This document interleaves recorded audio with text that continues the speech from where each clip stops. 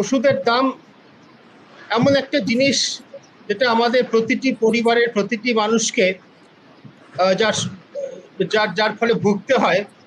এবং আমার মনে হয় না যে কোনো পরিবার কোনো ব্যক্তি এর ওষুধের দামের যে মার তার বাইরে আছে। রোগ হলে চিকিৎসা করাতে হয়, রোগ না হলেও সুস্থ থাকার জন্য কিছু কিছু ওষুধপত্র জাতীয় জিনিস খেতে হয়। সে সমস্ত ওষুধের দাম আমাদের নাগালের বাইরে ক্রমশ চলে যাচ্ছে। যে ওষুধের যে দাম আমরা সাধারণ মানুষরা দিই সেটা কি ন্যায্য? তো তাই দাম ওষুধের হওয়া উচিত, নাকি কোনো কারণে আমাদের অনেক বেশি দাম আমাদের থেকে নেওয়া হচ্ছে? এবং যদি না তা হয়ে থাকে তাহলে সেটা কেন, কারা, কিভাবে এই বেশি দামে মানুষকে ওষুধ কিনতে আমাদের বাধ্য করছে?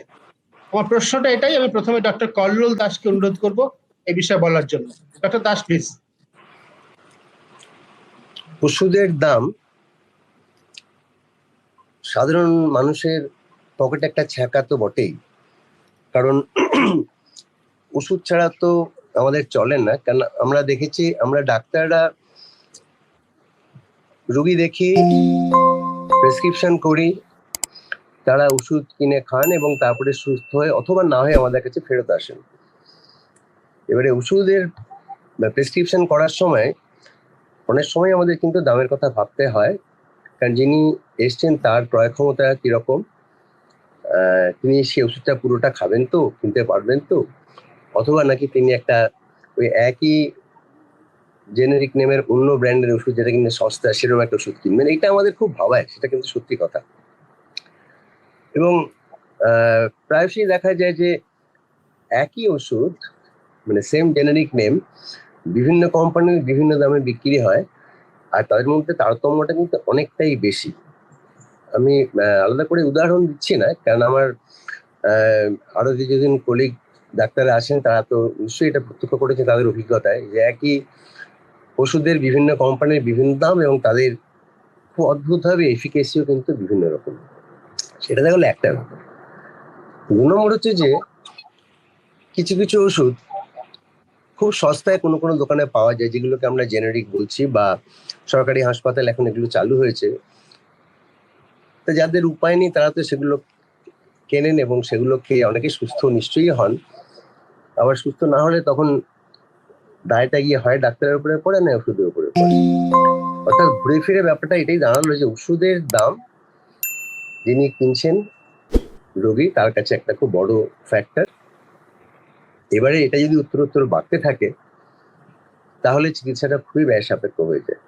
সত্যি কথা বলতে কি, আমাদের ছাত্রাবস্থায় আমি যখন ডাক্তারি পড়ছি সেই সময় আমাদের রোগ ভোগ হলে কিন্তু আমরা হাসপাতাল থেকেই মোটামুটি ওষুধ পেতাম, যদিও খুব বেশি ওষুধ তখন পাওয়া যেত না, বেশ কিছু ওষুধ তখন আসেও নি।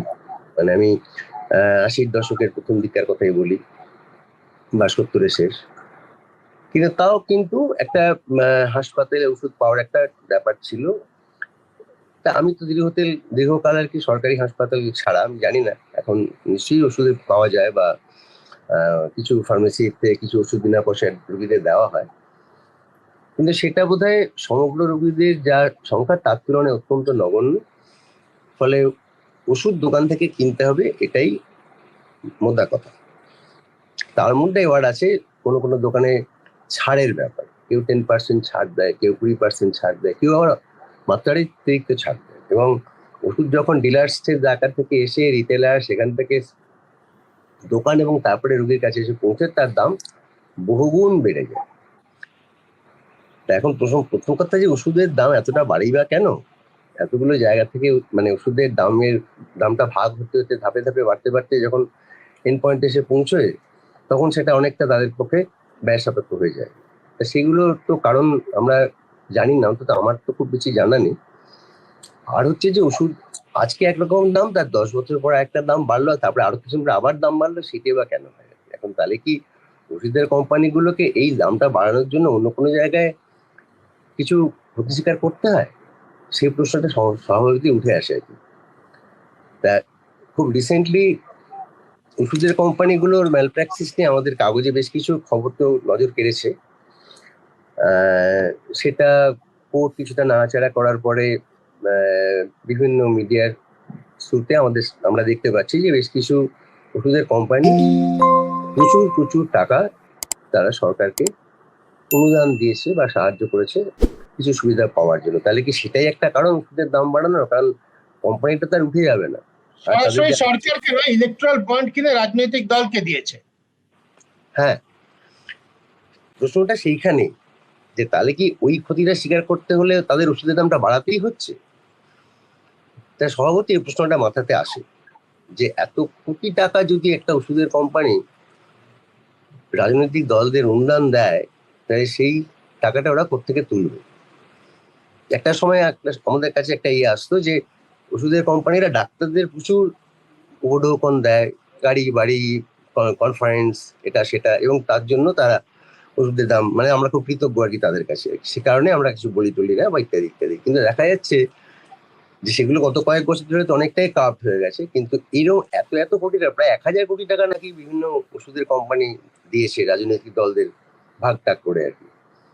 তা সেটা যদি ওষুধের দাম বাড়ানোর একটা কারণ হয়ে থাকে, তাহলে ইট সাউন্ডস ভেরি লজিক্যাল যে হয়তো এটাই কারণ। আমার তো এটাই মনে হয়।